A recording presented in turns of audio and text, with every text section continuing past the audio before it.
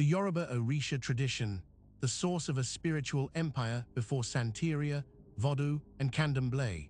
The Yoruba Orishas survived slavery to reshape the spiritual world across 3 continents.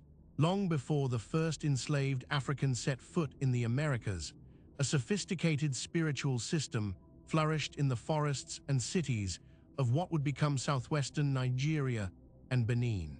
The Yoruba people, numbering today over 40 million across West Africa, developed over centuries a theological framework as complex as any world religion.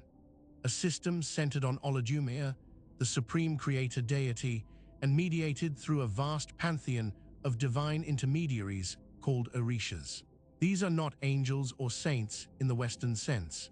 Each Orisha represents a fundamental force of nature and human experience, a divine personality governing specific domains of existence with authority, temperament, and demands all their own.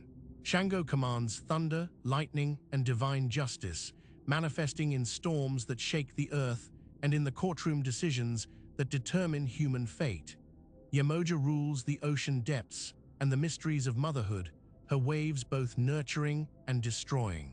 Oshun presides over rivers, fertility, beauty, and the sensual dimensions of human life, her waters reflecting the moon and revealing what lies beneath surface appearances.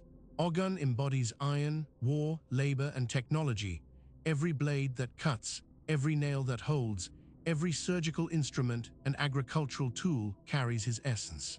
Eshu, known also as Eligba, stands at every crossroads, every doorway, every threshold between worlds, controlling communication between the human and divine realms, capable of opening or closing the pathways through which prayers travel and blessings flow. This tradition is not merely belief. It is a living, practice system involving divination through Ifa, ritual feeding of Orishas through offerings and sacrifice, elaborate initiation ceremonies that bind individuals to their patron deities, healing protocols addressing physical and spiritual ailments, and forms of spiritual governance that shape community life. Scholars trace verifiable continuous practice of this tradition for at least 1,000 years, with archaeological and linguistic evidence suggesting roots extending far deeper into the African past. Then came the catastrophe that would paradoxically ensure the tradition's global spread. Between the 16th and 19th centuries, 12.5 million Africans were forcibly transporting across the Atlantic in the largest forced migration in human history. Among them were hundreds of thousands of Yoruba people, called Nego in Brazil and Lucumi in Cuba, torn from their homeland and sold into conditions designed to destroy every trace of their identity, their language, their memory, and their gods. They arrived in chains, stripped of possessions, separated from family, forbidden to speak their language or practice their traditions. Colonial and plantation authorities understood that cultural memory represented resistance, that spiritual traditions provided organizational frameworks that threatened control. Everything possible was done to erase what these people had been before they became property. What happened instead represents one of history's most extraordinary acts of cultural preservation and creative resistance. Enslaved Yoruba people carried their tradition in the only vessel that could not be confiscated, their minds. They preserved liturgical songs in languages they could no longer openly speak. They maintained ritual protocols under conditions that prohibited their practice. And they developed a strategy of spiritual camouflage that would allow the tradition to survive in plain sight. The Catholic saints imposed by colonial authorities became vessels for continued Orisha worship. Enslaved practitioners recognized in the iconography of Catholic saints useful correspondences. Saint Barbara, depicted in warrior imagery with sword and tower, became the public face of Shango. Our Lady of Regla, patroness of sailors and the sea, became the acceptable representation of Yemoja. The Virgin of Charity of El Coba, patroness of Cuba, became the form through which Oshun could be safely venerated. This syncretism was not conversion, but camouflage. By outwardly displaying Catholic devotion while internally maintaining Orisha consciousness, enslaved Africans created a double tradition that preserved what was supposed to be destroyed. The fidelity of this transmission defies comprehension. When ethnographers began systematic documentation in the late 19th and early 20th centuries, they discovered something astonishing. Nina Rodrigues, working in Brazil in the 1890s, documented ritual practices among Afro-Brazilian communities that corresponded precisely to protocols practiced in Nigeria. Pierre Verger, a French photographer who arrived in Brazil in 1946 and would spend the next 5 decades conducting parallel research in South America and West Africa, produced definitive evidence of the tradition's preserved continuity. Verger himself underwent initiation as a Babalawo, a Yoruba divination priest, and took the religious name Fatambai. His 1957 work, Notes sur le culte des Orisha et Voodoo, and his subsequent photographic and ethnographic documentation demonstrated that Candomblé terreiros in Bahia, Brazil, had preserved Yoruba liturgical and ritual elements with greater fidelity in some respects than communities in Nigeria itself, where British colonialism and Islamic conversion had disrupted traditional practice for generations. Verger documented specific ritual songs performed at the Ilha Akse Opo Afanja Terreiro in Salvador, Bahia, and traced them to specific lineages in the town of Oyo in Nigeria. The pronunciation had shifted slightly, adapted to Portuguese-speaking mouths, but the liturgical Yoruba remained comprehensible to native speakers after 4 centuries of separation. He photographed ritual protocols in Cuba and found their exact counterparts in southwestern Nigeria. The chain of transmission across an ocean and through generations of enslavement had somehow held. International recognition of this extraordinary cultural preservation began formally in 2001 when UNESCO recognized the Ijel masquerade and the oral heritage of the Geled. In 2005, UNESCO proclaimed the Ifa divination system a masterpiece of the oral and intangible heritage of humanity, acknowledging its sophistication, its global reach, and its unbroken continuity. But preservation of ritual form tells only part of the story. The tradition survives because practitioners maintain that it works, that the Orishas remain active forces capable of intervening in human affairs, that divination reveals genuine knowledge, that ritual produces measurable effects in the world.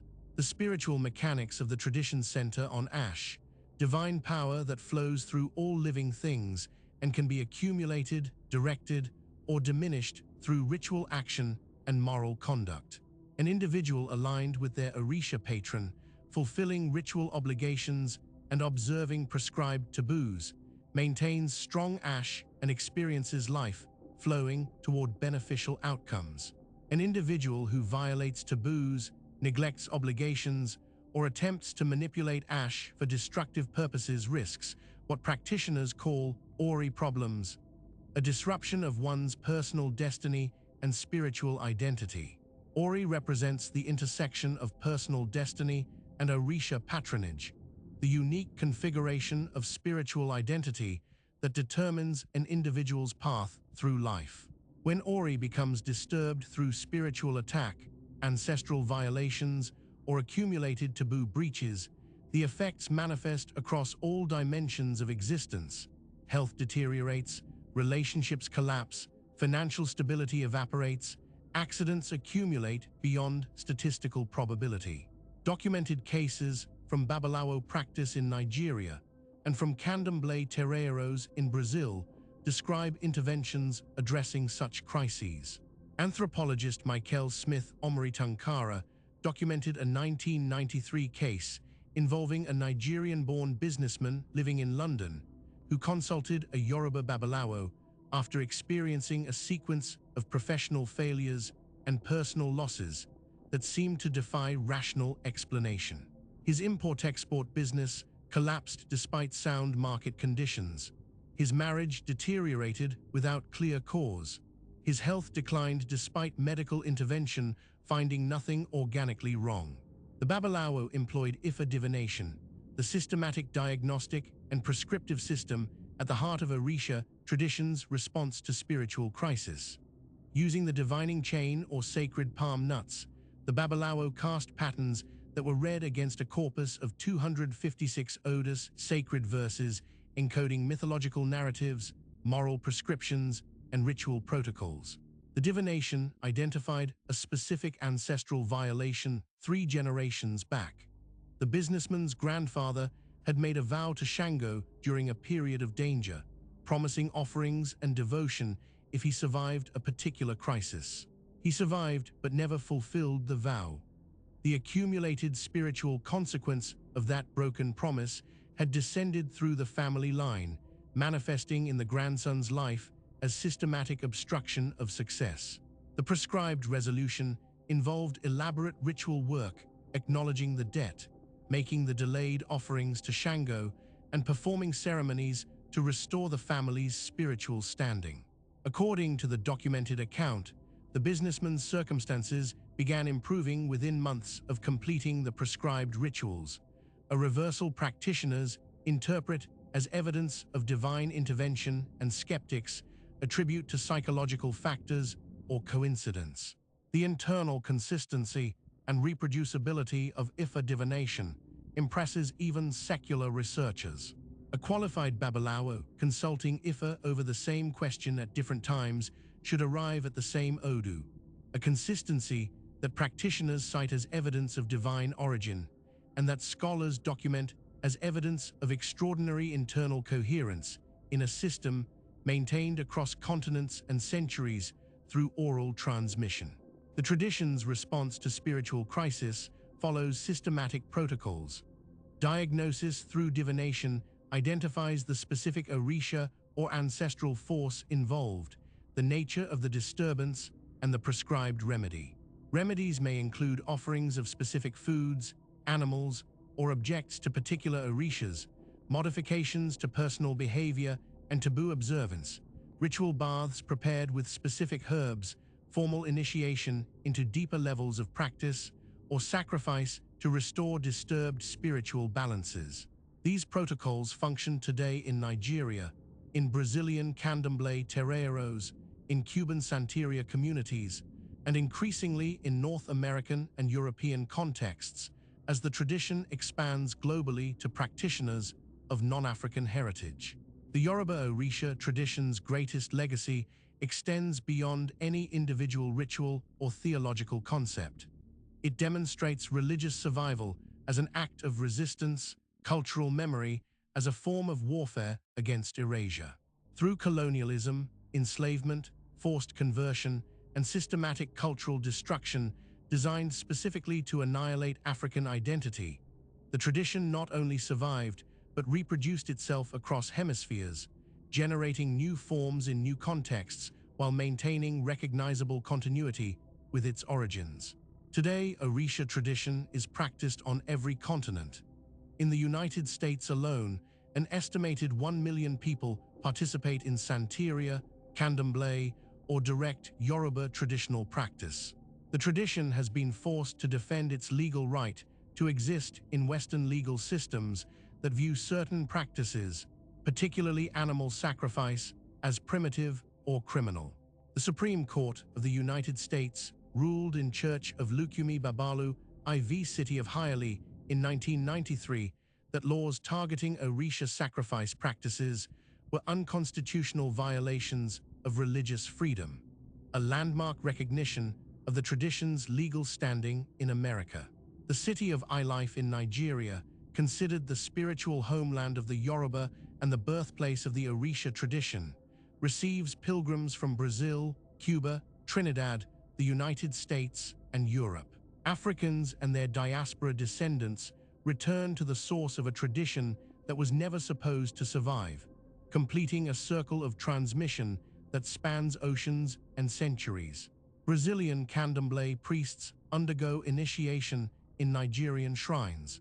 Cuban Santería practitioners trace their liturgical lineages back to specific Yoruba towns. North American converts travel to West Africa seeking deeper connection to the tradition's origins. The Orishas, it seems, crossed the Atlantic in the holds of slave ships, and emerged in the New World not diminished but multiplied, not erased but diversified, not defeated but triumphant in their survival. What began as the spiritual tradition of one West African people became the foundation for religious movements, reshaping spiritual life across 3 continents, influencing millions who may never trace their ancestry to Yoruba lands, but who find in the Orishas divine forces that speak to their experience and transform their lives.